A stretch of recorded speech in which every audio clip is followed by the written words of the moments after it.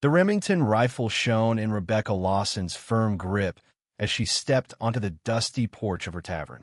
Three rowdy ranch hands had backed young Emily Carter into the shadowed alley behind a feed store, their drunken chuckles echoing like thunder in the quiet Montana night. But it wasn't the gun that stopped them cold, it was the sight of Reverend Hayes's son, Ethan, planting himself between them and the frightened girl. His starched shirt was ripped, a trickle of blood running from his busted lip. "Back off from her," Ethan's voice boomed, lacking the soft tone he used for his weekly Bible studies. This was something primal, fierce. The biggest ranch hand hawked a wad of chew and grinned. "Well, if it ain't the preacher's kid playing tough. Hand on your hip like you know the score. Church boy, time somebody schooled you on real life." Rebecca's finger hovered over the trigger. In Willow Creek, Montana Territory, 1887, folks could get plugged for far less than what these drifters had in mind. Despite the town's gossip, the sideways glances and silenced whispers, when she passed, Bish wasn't letting them hurt the one man who'd ever seen her as more than a fallen woman. "What happens now?" she shouted, her voice slicing through the tension like a whip crack. "Depends on if you're as dumb as you look." The question lingered in the crisp air. Would blood spill? And whose? Watching Ethan hold his ground against the odds, Rebecca Lawson knew she'd already picked her side. 3 months back, Willow Creek was just a forgotten speck on the map where dreams came to wither. A brutal winter had gripped the land for over a year, turning the fertile plains into a frozen wasteland that broke spirits as much as soil. But hardship had a funny way of forging unlikely bonds. Ethan Hayes had been hauling supplies from the mercantile for the chapel, sacks of flour for the poor box, kerosene for the lanterns, liniment for Widow Jenkins's aches when destiny threw a curveball. He turned the corner sharply, colliding with Rebecca Lawson as she backed out the door, arms loaded with crates of bottles. Glass shattered on the plank sidewalk, dark bourbon pooling in the snow. For a split second, they locked eyes amid the mess the minister's son and the bar owner's widow. "I'm so sorry," Ethan blurted, kneeling to salvage what he could. His gaze met hers, and a spark jumped between them. She was striking, sure, but it was the fire in her blue eyes that hooked him smarts mixed with a deep-seated weariness. "No harm," Rebecca said, her tone carrying a faint southern drawl from her Georgia roots. "Though folks might call this a sign." She took his offered hand, her touch lingering just a beat too long. That's when he spotted the other items under the bottles, bundles of remedies, canned goods, kids' boots. While he'd been stocking the Lord's house, she'd been provisioning the Lord's overlooked lambs. "Miss Lawson," he said, piecing it together from the town's murmurs. "I didn't know you were helping out like this. Feeding the Thompson kids since their pa got laid up from that logging accident," she replied, her smile edged like a blade. "Or getting cough syrup for the baker's little one. Careful, Mr. Hayes, people might think you see me as a person." Before he could reply, she strode off, her skirt swishing over the slush. But she dropped a small packet of tonic that rolled under the steps, labeled in neat script, "Lily Grant, age 5. That evening, as Ethan delivered it to the Grant's rundown cabin on the outskirts, he started questioning everything he'd heard about Rebecca Lawson. And worse, everything he believed about his own sheltered life. The real puzzle wasn't if she was the sinner his father preached against, it was if he had the guts to discover who he truly was under the piety and pressure. The thaw hit 2 weeks later, but instead of ease, the melting snow brought chaos. Loggers and miners swarmed Willow Creek, pockets bulging with pay and attitudes soured by grueling work. The Rusty Nail Tavern, Rebecca's legacy from her deceased husband, turned into ground zero for trouble. On a sleety night, Ethan saw what the upstanding citizens chose to ignore. 3 loggers had pinned 16-year-old Emily Carter against the chapel wall, their intentions as plain as the fear in her eyes. They stank of rot gut and sweat, hands already grabbing. Ethan didn't hesitate. He charged from the shadows, armed only with fury and faith. Let her go. The loggers wheeled around, faces twisting in mockery. Looky here, the burly one sneered, his mustache crusted with grime. The holy roller wants in. What are you going to do? Pray us away. What followed demolished Ethan's illusions of his own toughness. The first swing dropped him to the mud. The second split his lip wide. He curled up, shielding his head, when the sharp click of a Remington echoed. Gentlemen, Rebecca's voice rang out, honed for managing a place where softness meant ruin. She stood at the alley's end, sleet matting her chestnut hair, rifle steady. I reckon the girl ain't interested in your company. The loggers eyed the barrel and the woman behind it. Rebecca decided for them, firing a shot into the post inches from the leader's ear. Next one's through your skull, Jack Harlan. Ethan marveled she knew his name. They slunk off, grumbling vengeance, but they went. Emily fled home, sobbing with gratitude. Ethan found himself alone in the downpour with the woman his father dubbed a Jezebel. You could have died, Rebecca said, pulling him up. Her hands were tender yet skilled, probing his bruises like she'd patched plenty before. Probably stupid, Ethan admitted, flinching as she touched his lip. But I couldn't stand by. Her look softened surprise, maybe admiration. Come on, let's patch you up before your flock sees their guide looking like he tangled with a grizzly. Inside the rusty nail, it wasn't the den of vice Ethan expected. Sure, there were bottles and card tables, but also shelves of books, lace curtains, and a nook with primers and chalkboard for kids. You teach 'em? He asked, not quite questioning. Somebody's gotta, Rebecca said, filling a basin with hot water. Territory promised a schoolmarm 3 years back. Still waitin'. She cleaned his cheek gently. Drink. I don't. Tea, she teased, eyes twinkling. Though after this, you might need whiskey.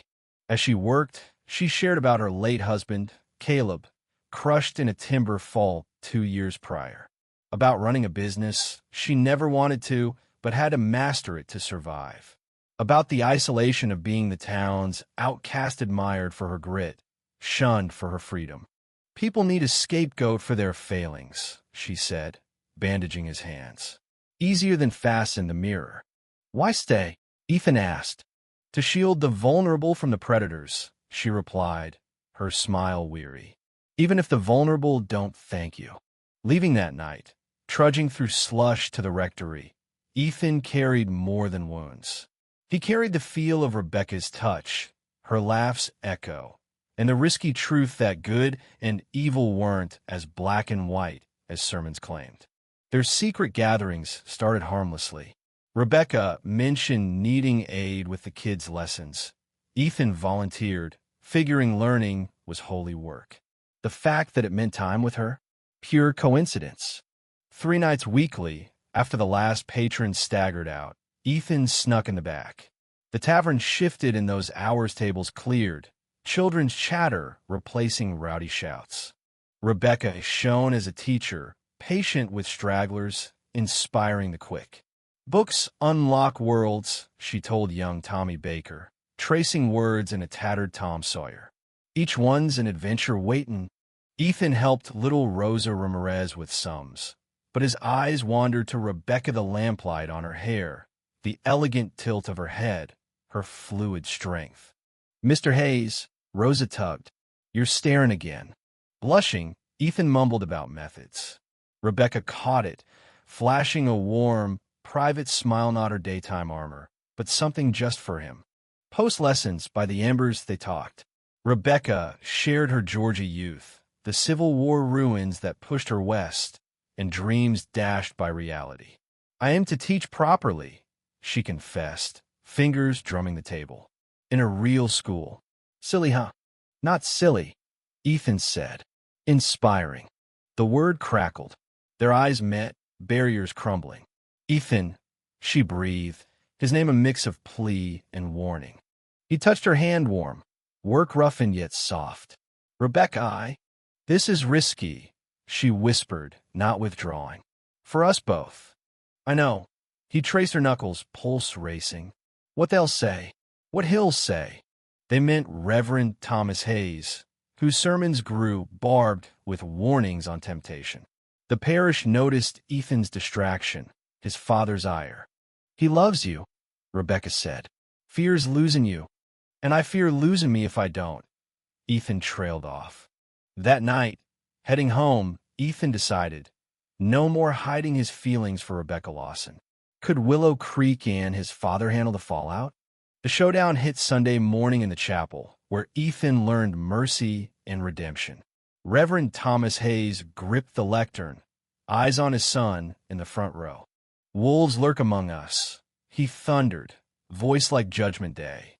"In sheep's garb, tempting the faithful with lies and vice." Ethan tensed. He saw the direction. His father's digs at purity had escalated, aimed at unsavory influences. "The Lord bids us shun worldly filth," Thomas pressed, staring Ethan down. "Avoid even evil shadow." Widow Jenkins nodded. The mayor's wife whispered, eyes flicking back to Rebecca. Ethan realized, sitting alone in her Sunday best, chin high despite the stairs. Why tolerate dens of iniquity? Thomas boomed. "While good families fight to raise kids pure." The room chilled. All eyes pinned Rebecca. Her fists balled, defiance wavering. Ethan rose, the scrape echoing. His father halted, stunned. "If I may, Father," Ethan said steadily, "I'd like to address the flock." Thomas warned with a glare, but yielded. Ethan took the pulpit, drawing from Rebecca's poise. "These months taught me grace ain't earned by flawless lives or clean slates," he began.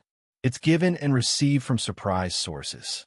Widow Jenkins's fan clicked shut.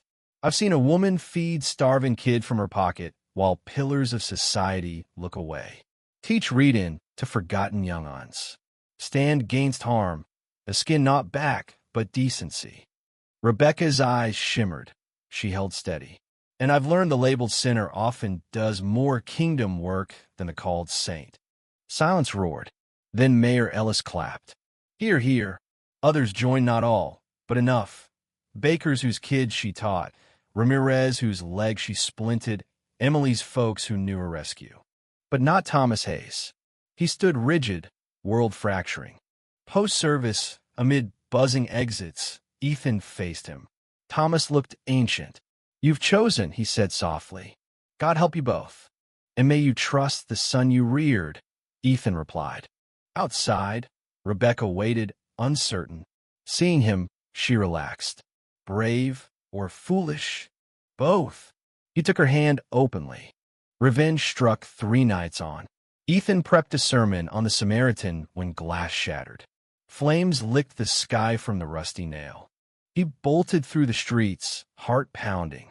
Half the town gawked, some with buckets, others spectating. "Where's she?"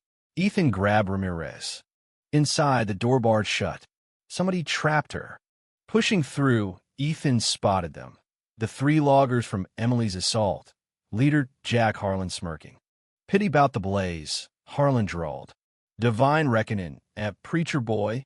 Ethan's punch floored him, the crowd gasping at the mild sun's fury. The bar, Rebecca's coughs muffled inside. "Can't budge it." As loggers rallied, Ethan rammed the beam fresh, deliberate. Smoke billowed. Her hacks grew desperate. "Help," he yelled. Some advanced. Ramirez, Mayor Ellis. Others hesitated, weighing sides. A rifle cracked. Reverend Thomas Hayes emerged, aiming at Harlan's crew. Hands trembled, voice iron. "Step off, my boy. All y'all." Harlan reached for his piece. Thomas swung true. "I fought Sue when you were in diapers. Test me." The beam splintered. Rebecca tumbled out, soot-streaked alive. Ethan held her, her tremors against him. "You're safe." But he knew. Bridges burned, choices sealed. Willow Creek must choose its soul. Harlan's gang fled, threats fading. Fire contained, but scars ran deep, not just timber, but trust. "Thanks," Rebecca rasped to Thomas, who stood vigilant. "Don't yet, child," he said sadly. "Fight's just begun." Dawn gilded Willow Creek, promising rebirth. Ethan and Rebecca sat on the scorched steps, watching the sun rise over the prairies. Your pa shocked me, she croaked. Himself too, Ethan said. Crises reveal truths. Thomas had retired his gun, wrestling doctrine versus proof of grace in unlikely forms. Council meets today, Rebecca noted. Talk of shutting me down. Running out undesirables me. And you? She pondered, eyes aglow. What if we surprise him? Marry me, Ethan Hayes. The words stunned, inevitable. Rebecca, the cost me role, maybe pa. I know, but think what we'd build. A real school, Grace lived a home. He envisioned pa's stand, helpers emerging, kids thriving. Church won't take you as a clergy wife. Then new ministry. They wed 3 weeks hence, by Judge Harlano kin to the thug from Helena. Not in the chapel Thomas drew that line, but in the expanded schoolroom behind the rebuilt tavern. Half attended, bearing gifts and hope. Half boycotted, disdain thick as fog. Thomas lingered back, stoic. At husband and wife, he didn't applaud, but stayed, nodding once acceptance, if not endorsement. That sunset, on their porch the rusty nail, now slinging Joe, lessons, and spirits thin, and Rebecca Hayes eyed the horizon. Regrets? She asked, head on his shoulder. Only waitin' so long to see salvation can wear temptation's face, and the true sin's fear and grace when it stares you down. What do you think of Ethan and Rebecca's story? Drop a comment below, sharing your taquito you side with the town's traditions or their bold love. Let me know your stance and why it hits home.